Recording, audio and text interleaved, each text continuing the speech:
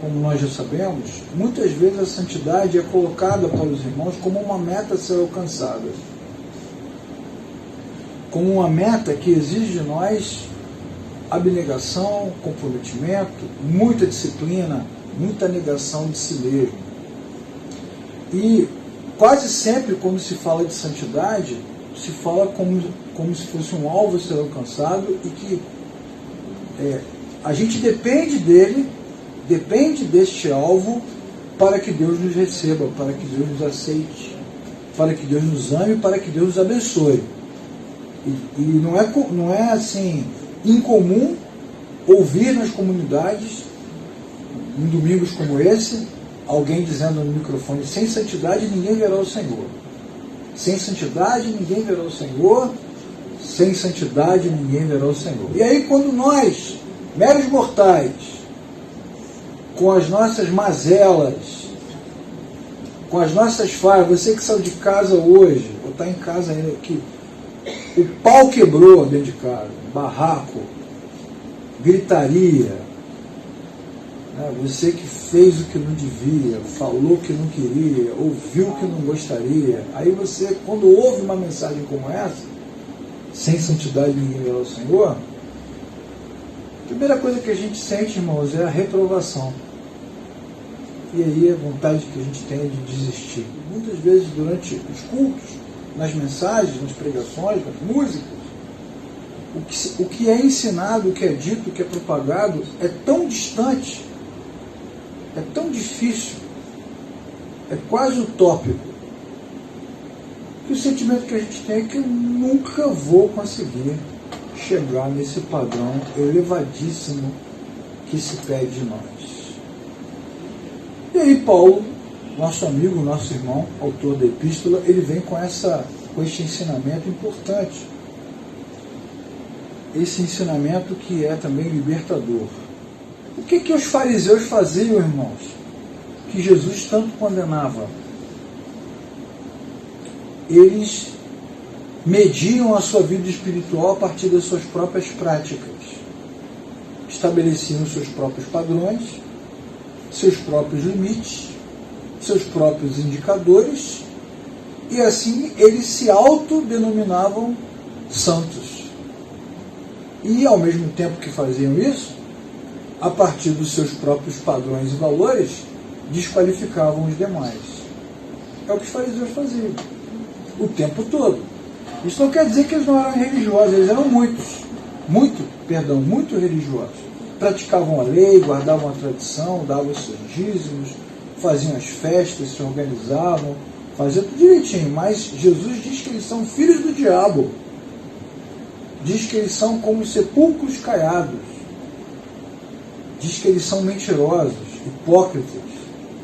Porque, na verdade, eles estabelecem a santidade a partir dos seus próprios, quase que não saem, próprios padrões. Só essas passagens já deveriam ser suficientes para nós para percebermos que santidade não se mede a partir de nós mesmos. Não precisaríamos de mais nada. Aquilo ali já é suficiente para dizer que a santidade não pode ser medida por nós mesmos, nem pode ser alcançada por nós mesmos. Porque à medida que alguém acha que poderá ser considerado santo a partir do seu próprio mérito, a partir do seu próprio esforço, isso se torna vaidade, arrogância, e não glorifica a Deus. A glória de Deus é tornar pessoas como nós, falhas, problemáticas, distantes do Criador, em pessoas regeneradas, adotadas por Deus, filhos de Deus e santas, não porque podemos, mas porque Deus assim nos quer tornar. Mas a religião, ela acaba nos empurrando para esse conceito. Qual é o conceito? Deus é santo, sem santidade verá o Senhor, sem santidade ninguém verá o Senhor, e se você não se esforçar pra caramba, você não vai conseguir. E aí como é que a gente se sente? Que não consegue. E não consegue mesmo. Graças a Deus que nós já aprendemos com os reformadores, há mais de 500 anos atrás, que a palavra de Deus está na nossa mão, nós temos o direito ao livre exame das Escrituras, e não dependemos de ninguém para mediar a nossa relação com Deus. Nós Aleluia. somos sacerdotes. Amém, irmão? Aleluia. Nos relacionamos com Deus diretamente através da sua palavra. E aí também, como já aprendemos nas Escrituras, cada vez que esses ensinamentos vêm com força, nós levamos tudo isso cativo e colocamos debaixo da autoridade de Cristo e da sua palavra, para que ninguém nos engane, nem nos aprisione com os seus ensinamentos.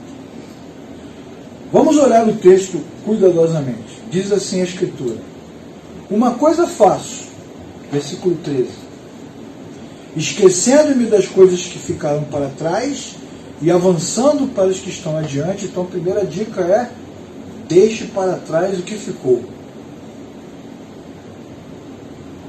Tudo se fez novo.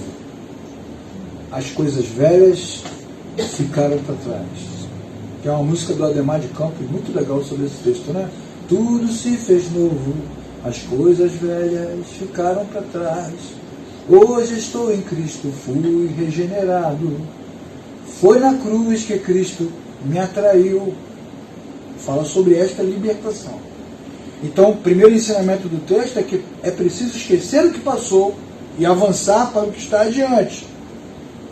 E a partir dessa decisão de esquecer o que passou e avançar para o que está adiante, eu prossigo para o alvo. E qual é o meu alvo, irmãos? O meu alvo é ser aceito pela minha comunidade? É ser aprovado pelo pastor da igreja, pegar o microfone? Ah, irmã Maria é uma bênção, né, irmão? Que isso, pastor? Não precisava. Não, mas a irmã Maria é uma bênção. Ela não é uma mulher de Deus, pessoal. Tem gente que busca esse tipo de aprovação, né, irmãos? Este louvor hoje foi uma bênção, irmão. Eu ministro louvor, fica cheio. Que louvor, que voz, que instrumento. Esta pregação do Wellington foi ou não foi uma mensagem de Deus, irmão?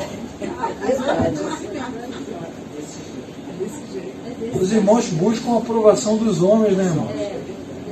Então o cara está satisfeito. Ele pode até depois dormir no colo de Satanás, não está ligando. Ele está satisfeito com o reconhecimento religioso que ele recebeu. Os aplausos, né? O carinho, né? Fica ali parado em pé, todo mundo vai passando na hora de ir embora. Pô, hoje foi uma bênção, que palavra. Pô, muito obrigado. O nosso alvo não é esse, né, irmãos? O nosso alvo é o prêmio do chamado celestial em Cristo. Ou seja, o nosso alvo é a vida eterna. Nós ainda não chegamos na vida eterna, mas já ganhamos ela de Cristo. Amém, irmãos? Amém. E estamos caminhando passo a passo nessa direção. E miramos nesse alvo lá. Hoje a gente liga o jornal para ver como é que está a situação lá do Oriente Médio, né? Aí junto com o pacote Oriente Médio vem pacote inflação, pacote supermercado, pacote juros do banco, pacote tributo, pacote doença. Quando o jornal acaba, você fecha o olho e fala: Maranata. É verdade. Ainda bem que a minha vida não está firmada nessa existência. Ainda bem que existe algo no porvir que me aguarda. Então Paulo explica isso para a gente. Ok? Depois ele diz no versículo 15: todos nós que alcançamos a maturidade, que somos crentes, devemos ver as coisas dessa forma. Para mim, a parte mais importante do texto é essa. Que nós devemos ver as coisas dessa forma. Não como a religião ou como as pessoas querem que a gente veja. Nós devemos ver as coisas dessa forma. Que forma? Deixar o que passou para trás e mirar no alvo, que é a vida eterna. Devemos, ou seja, vamos encaixar aqui nesse texto de Filipenses a passagem de Pedro, que diz o quê? Irmãos, lembre-se sempre, a nossa pátria não é aqui. Somos peregrinos nessa terra. Aguardamos a cidade, aguardamos o nosso lugar, que não é aqui. Vamos encaixar na mesma passagem uma outra citação bíblica, né? A glória que experimentamos, a beleza a grandeza das coisas que experimentamos nesta vida não se comparam com a glória que há de ser revelada. Todas essas passagens se encaixam nesta mesma. E ele diz, nós que alcançamos a maturidade, devemos ver as coisas dessa forma. E se em algum aspecto pensamos de forma diferente, Deus nos esclarecerá. Como, irmãos? Através da sua palavra, através do seu Espírito. Porque a verdade é que nós somos constantemente bombardeados com pensamentos diferentes. E há uma tentativa de nos convencer constantemente que depende de nós chegar na vida eterna. Depende de nós que Deus nos aceite. Depende de nós. E aí você fala assim, é por isso que a minha vida não dá certo. É por isso que eu fui dar descarga lá no vaso e quebrou na minha mão a válvula. E é tudo ao mesmo tempo, né? Quebra a válvula, a máquina para de funcionar, de lavar, queima a lâmpada, fura o pneu. Tudo ao mesmo tempo. Você fala, eu sabia. É porque eu não estou crendo. Eu não estou crendo. Sempre vai aparecer alguém para dizer, não, mas vamos orar. Sempre vai chegar alguém para te abraçar, meio que te manipular. Assim, não, vamos orar. Deus vai quebrar essa maldição. Mas o texto está nos dizendo que se nós formos maduros, nós devemos pensar dessa forma. Que forma? Deixando para trás as coisas que ficam. E isso vale para o dia de hoje. Amanhã, irmãos, quando o dia amanhecer, as misericórdias do Senhor se renovaram. Amém, irmãos? Amém. Então o domingo ficou para trás, o sábado ficou para trás, a sexta ficou para trás. E algo novo, uma oportunidade nova surge. E nós estamos mirando no futuro lá. Estamos mirando na vida eterna que o Senhor nos concederá. E se é difícil pensar assim, oramos para que Deus nos esclareça. Tão somente vivamos de acordo com o que já alcançamos. Então nós devemos viver de acordo com aquilo que já alcançamos. O que nós alcançamos, irmãos? Alcançamos Cristo. O Espírito de Deus mora dentro de nós. E não há nada no universo, nem fora dele, nem embaixo dele, nem acima dele, que seja maior do que Cristo Jesus, o nosso Senhor. Amém, irmãos? Ele é o Rei do universo, Senhor dos senhores. E nós o temos dentro de nós. Então devemos viver de acordo com o que já alcançamos, a esperança da vida eterna. O que é a santificação? Já que sem santidade ninguém verá o Senhor. Já que Deus é santo, santo, santo. E o próprio Deus diz, sede santos porque eu sou santo. Então o que é a santificação? É o ato sobrenatural que se realiza na regeneração, quando nascemos de novo, consistindo em progressivo avanço sempre na direção de Deus. Isso significa o que, irmãos? Que nós não estamos em busca de santidade. Na verdade, Cristo nos santificou quando o seu Espírito entrou em nós. Qual o nome do Espírito, irmãos? Espírito Santo. O Espírito de Deus é santo. E é a presença do Espírito Santo nos santifica. Louvado seja o nome do Senhor. E nos santifica no momento em que nascemos de novo. Então nós não estamos em busca de santidade. Nós estamos aqui porque Ele nos santificou. Da mesma forma que não viemos do culto atrás de Jesus. Nós estamos aqui porque Ele já nos alcançou. Nós estamos aqui porque Ele nos reuniu. Estamos procurando nada. Nós já achamos, irmãos. Porque na verdade Cristo nos achou. E colocou o seu Espírito dentro de nós. E a partir dessa santidade que Ele estabelece, que Ele fundamenta, que Ele decreta na nossa vida, progressivamente o Espírito de Deus, o Espírito Santo de Deus, vai nos guiando na direção do Senhor. Por isso que a Bíblia diz o que, irmãos? Adoro esse versículo. A vida do justo é como a luz da aurora, que vai brilhando, brilhando, brilhando, até que se torne um dia perfeito. E sabe que dia é esse? É o dia em que o nosso corpo será glorificado. Amém, irmão? Aleluia! Você vê que parte do momento em que Cristo nos encontrou até o dia em que seremos glorificados. Santo é o Senhor. Então, começamos na santidade e não estamos em busca dela. A religião mente para nós. E pior do que a religião mentir é a nossa vaidade comprar esse pacote. Falar, isso mesmo. Depende de nós. Como diz aquele hino da harpa, depende de nós. Santidade é o ato sobrenatural que se realiza na regeneração. Quando você nasceu de novo, se você realmente se encontrou com Cristo, o Espírito Santo entrou na sua vida. E ninguém pode tirar isso de você. Como Jesus mesmo afirmou, as minhas ovelhas, aquelas que o Pai me deu, ninguém as arrebatará da minha mão. Nós estamos guardados em Cristo, amém, irmãos? Nós estamos guardados no Senhor. Ele é a nossa rocha. Ele é o nosso escudo, broquel. Ele é a nossa fortaleza, a nossa cidadela. É o muro que nos protege de todo mal. E esse muro não pode ser derrubado.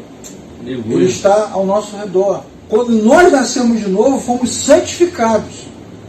E o mais legal desse conceito bíblico, que é claro no texto, apesar da religiosidade lutar contra essa verdade, o que é mais legal nisso tudo é que Deus nos considera santos, mesmo quando nós não nos consideramos assim. Nós olhamos para nós mesmos e dizemos, não é possível.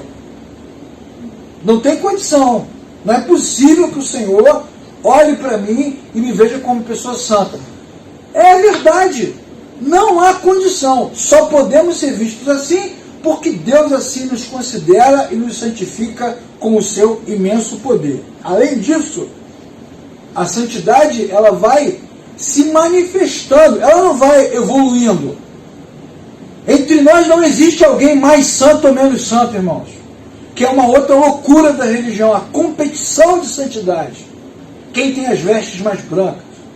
Quem tem a língua mais pura? Quem tem o olho mais brilhante? Quem tem o cabelo mais sedoso? Quem ora e quando ora o Espírito se manifesta mais? Não, o Marvel é um homem santo. Quando ele entra ali, a gente sente. Quando o Leclerc entra, Deus me livre. Chega a dar um mal-estar. Pesado. Você está carregado, irmão. Mas quando o Marvel entra, a gente sente a santidade. Santidade não é algo que você sente, não, irmãos. Santidade pertence ao Senhor. E Ele compartilha com aqueles que Ele regenera, com aqueles que Ele transforma. Então o Espírito Santo que entra em nós, Ele nos orienta, através da sua palavra, para que sigamos na sua direção. E assim, o fruto que o cristão dá, que é outro absurdo. Você tem que dar fruto, Célia. Você tem que dar fruto, Ana Maria. Tem que dar fruto, Luiz. Tem que dar fruto, não. Quem dá fruto é o Espírito. Como está escrito em Gálatas, é o fruto do Espírito. O Espírito é que faz a sua presença, como nós já cantamos aqui. Que o Senhor cresça e que eu diminua. Que a gente morra e Cristo viva. Que a gente desapareça e o seu nome seja exaltado. Isso só é possível porque o Espírito Santo se manifesta, apesar de nós. Preste atenção nos textos, irmãos. O Espírito Santo nos santifica, nos purifica, nos perdoa, intercede por nós. Ele até ora por nós, nem saber orar, a gente sabe. A Bíblia diz que o Espírito Santo intercede por nós com gemidos até inexprimíveis, para mostrar como ele se envolveu, como ele governa, como ele comanda. O Espírito Santo é que governa a igreja, irmãos. É ele que guia a igreja através dos séculos. O Pai criou, o Filho redimiu, e o Espírito nos guia com o seu poder e com a sua autoridade. E faz isso a partir de nós, dentro de nós, brilhando com o seu poder, com a sua força, com a sua glória. Então, quando a Bíblia diz, sede santos porque eu sou santo, você pode dizer, eu sou santo porque o Espírito Santo de Deus habita em mim. Aleluia. E quando a Bíblia diz, sem santidade ninguém verá o Senhor, é verdade. Foi por isso que o Espírito Santo entrou na minha vida. Para que eu pudesse me relacionar com Ele. Graças. Em favor deles eu me santifico, disse Jesus. Para que também eles sejam santificados pela verdade. Então, quando a verdade entrou em nós, e a verdade não é uma filosofia, nem uma ideologia, para nós cristãos a verdade é uma pessoa, a verdade é Jesus. Quando esta verdade entrou em nós, a santidade de Cristo entrou na nossa vida. E a Bíblia diz mais, vocês foram lavados, foram santificados, foram justificados no nome do Senhor Jesus e no Espírito do nosso Deus. Amém, irmãos? Amém. É o que a Bíblia afirma. Eu preciso acreditar, não no que eu sinto, nem no que o líder diz. Eu preciso acreditar no que a Bíblia está dizendo. E a Bíblia diz que Cristo nos santificou. Como é que nos relacionamos com Deus para prosseguirmos para o alvo? A santidade na vida do cristão é um ato de resistência, irmãos. Não é um ato de busca, é um ato de resistência. Sabendo que Deus nos salvou, que nos libertou, que nos redimiu, que nos santificou, nos justificou, nos purificou. Então o que a gente faz? Segue na direção do alvo, resistindo contra tudo que se levanta em nome de qualquer coisa que não seja o Senhor. Santidade para o cristão não é uma busca, porque ele já tem. A santidade para o cristão é um ato de resistência. Existem várias tentações, mas eu vou resistir até o fim, porque Cristo vive no meu coração. Várias mentiras sendo ditas, mas eu vou resistir até o fim, porque Cristo vive no meu coração. Ah, parece que nada vai acabar, mas eu vou resistir até o fim, porque Cristo vive no meu coração. E como que a gente resiste, irmãos? Sairemos desse culto hoje dando cambalhota, saltitando, a vitória é minha, ninguém tasca. Seremos inabaláveis, né? Como diz aquela música, com a unção imbatível serei. Claro que não, irmãos, a gente não dura nem meia hora desse jeito. Como é que a gente resiste? Como o texto nos ensina, a gente resiste um passo de cada vez, um dia de cada vez, uma coisa de cada vez. Começa com o novo nascimento. Então todos nós que somos cristãos devemos lembrar disso. Estávamos mortos, fomos resgatados, fomos salvos, lavados e remidos pelo poder do sangue de Jesus. E a cada manhã devemos nos alegrar. Quando você acordar amanhã, antes de você fazer qualquer coisa, faça uma pequena oração e diga: obrigado, Senhor, porque o Senhor me salvou. Isso deve estar sempre na nossa memória, porque parece até que, dependendo do culto, dependendo do vídeo, dependendo da música, dependendo do que você escuta, dependendo dos seus próprios pensamentos, parece até que eu ainda estou precisando de salvação. Então não, irmão, Jesus já vive no meu coração. Então eu preciso começar o dia, começar a minha jornada, lembrando que eu nasci de novo, lembrando que eu fui regenerado, lembrando que o Espírito Santo de Deus vive no meu coração, lembrando que agora eu estou no caminho do céu, como diz aquela velha canção, caminhando eu vou para Canaã. Essa canção é um doce, né, irmãos? Se você não vai, não impede de eu ir. Sai da minha frente. A canção é uma fofa. Vou ficar com a primeira parte, caminhando eu vou para Canaã. Vou em frente. Vou seguir em frente. Em segundo lugar, eu preciso lembrar que as dificuldades, as tristezas e as próprias complexidades do meu coração jamais terão fim nessa vida. Não acredite nessa conversa religiosa de que você vai sair do culto liberto de tudo. Não vai, meu irmão. A vida segue, os problemas também, mas Cristo está conosco. Aleluia. Ele é o nosso refúgio e fortaleza, socorro presente na hora da tribulação. Então, isso é uma ilusão religiosa, de que nós vamos sair daqui e que amanhã o patrão vai mudar. Podia! Essa noite eu tive um sonho, Deus mandou te dar 1 milhão, está aqui a mala. Pague as suas contas. Isso não vai acontecer, irmão. Se acontecer, divide com a gente. Mas não vai acontecer. Na verdade, nós vamos enfrentar as nossas dificuldades. Em fases teremos conquistas, em fases teremos perdas, em momentos teremos vitórias, em outros derrotas. Em alguns momentos da vida vamos experimentar uma saúde plena, em outro vamos ficar abatidos. Planos que a gente faz que não funcionam, planos que a gente não faz que dão certo, e a vida segue. Mas deixando para trás as coisas que ficam, seguimos para o alvo, porque o Espírito Santo habita em nós. Mais importante do que isso é lembrar que não somos perfeitos, nem seremos. Essa perfeição tão aclamada, tão proclamada, tão cantada, tão repetida e tão colocada como alvo é falsa, e Deus nunca nos pediu isso, uma vez que Ele nos amou quando ainda éramos pecadores. Nos amou e morreu por nós quando ainda éramos inimigos de Deus. O povo que estava em trevas, que éramos nós, viu a luz. Ele, o Senhor Jesus, nos transportou do império das trevas para o reino do seu Filho. Então, Deus fez toda a sua obra quando estávamos em trevas, distantes, mortos, inimigos, sem saber quem Ele era. Portanto, Ele nunca pediu a nossa perfeição. Ele nos deu a salvação de graça. E se Ele nos deu de graça, nós recebemos pela fé. Amém, irmãos?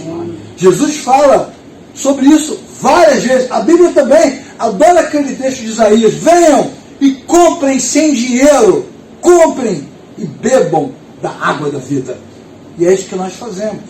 Não somos perfeitos. Nem seremos. A meta é melhorar. Mas não é melhorar para que Deus nos aprove. É melhorar porque Deus já nos aprovou. Amém, irmãos? Não é melhorar para que Deus nos aceite. É melhorar porque Ele já nos aceitou. Não é melhorar para que Ele nos salve. É melhorar porque Ele já nos salvou. Não é melhorar para que alcancemos a santidade. É melhorar porque Ele já nos santificou. Não é melhorar para que sejamos livres. É melhorar porque Ele já nos libertou. E é por isso que a gente quer melhorar, mas não para receber a aprovação pública. Queremos melhorar porque queremos a cada dia mais refletir a imagem do nosso Senhor e Salvador. Ser mais parecidos com eles, mais discípulos. E assim avançamos, um dia de cada vez. Vamos voltar para o texto e lembrar o que o texto nos ensina. Que devemos esquecer,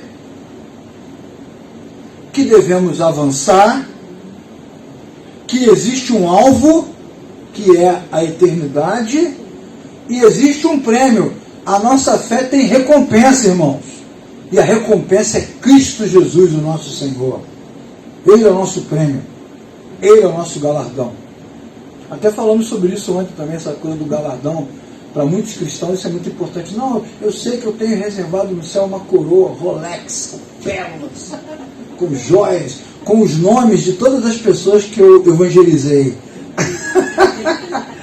Né, imagina, você entra, o seu Roberto então, né, vai ter uma coroa gigantesca. Quando ele entrar na eternidade, o arcanjo vai pegar o microfone. Atenção, atenção, chegou o Roberto! O céu vai à loucura! E ainda existem entre nós irmãos que estão com essa expectativa de reconhecimento. Que reconhecimento? Jesus explica no livro de Lucas, no Evangelho, capítulo 17.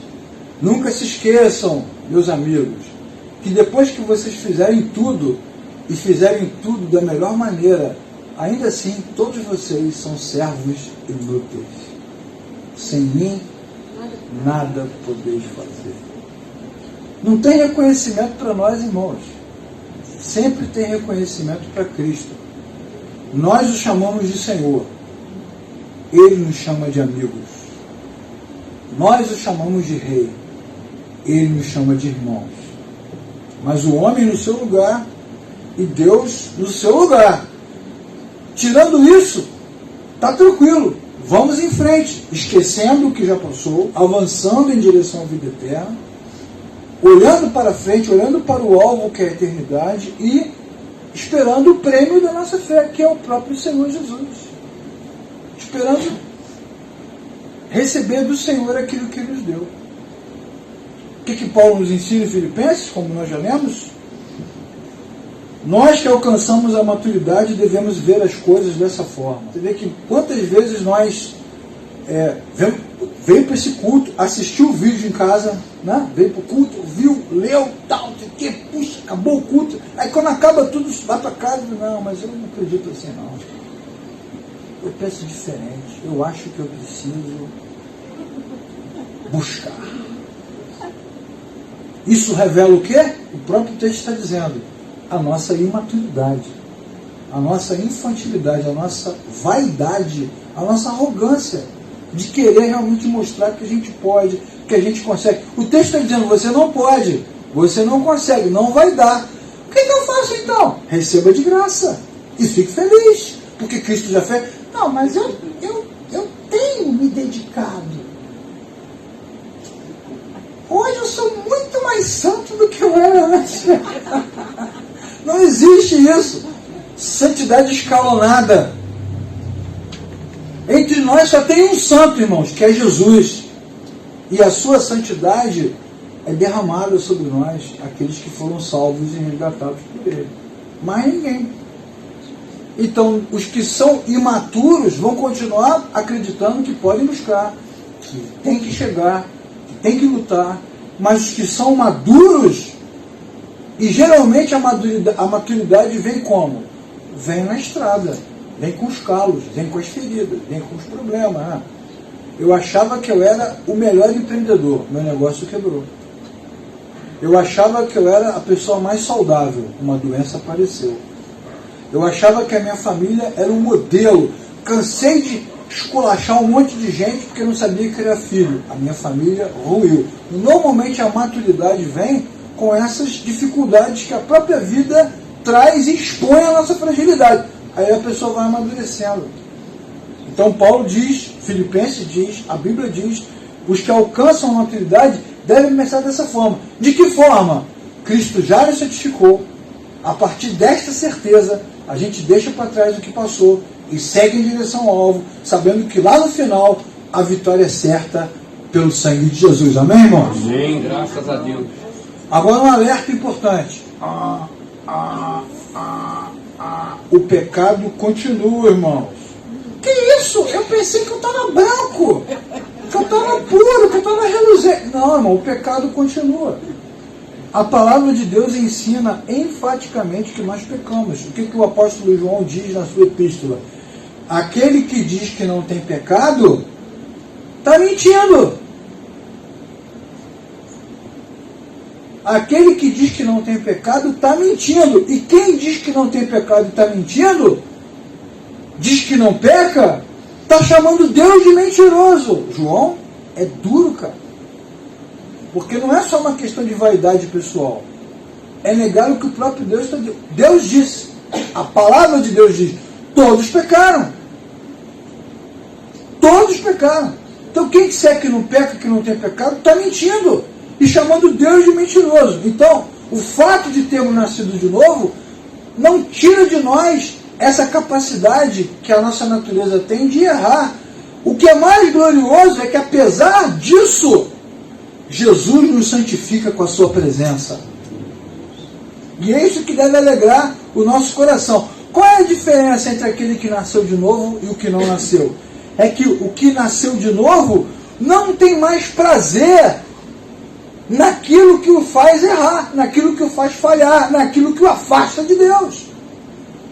Mesmo quando erra, quando falha, quando pensa o mal, quando tropeça, aquilo gera no seu coração uma profunda inquietação, uma tristeza.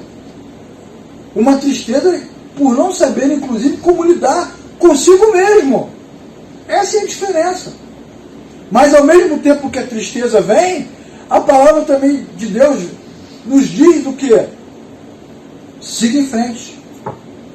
Prossiga para o alvo. Filhinhos, diz João, não pequem, mas se pecarem, lembrem-se, vocês têm um advogado que intercede por vocês constantemente. Portanto, mesmo que pecarmos, mesmo que falharmos, mesmo que errarmos, se confessarmos os nossos pecados, Ele é fiel e justo para nos purificar de toda injustiça. Amém, irmãos? Então essa é a certeza. Passo a passo, um dia de cada vez, seguindo para o alvo, não em busca da santidade, mas a partir da santidade que Cristo nos reservou.